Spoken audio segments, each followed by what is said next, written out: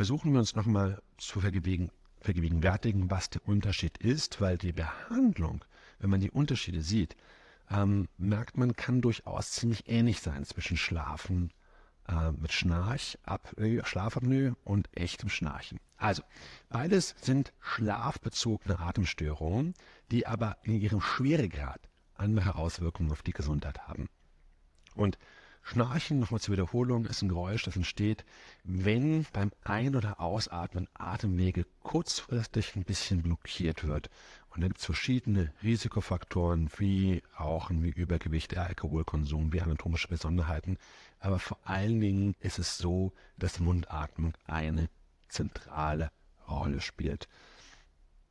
Und bei der Schlafapnoe ist es so, dass wenn es eine periphere Schlafapnoe ist, also die sich im Mund-Nasen-Rachen-Bereich abspielt, die Schnarchpausen sozusagen einfach viel, viel länger sind, von mehreren Sekunden bis hin zu Minuten und dadurch die Auswirkungen einfach deutlich gravierender sind und deswegen beide sind behandlungswürdig, aber das eine muss ich stärker behandeln als das andere.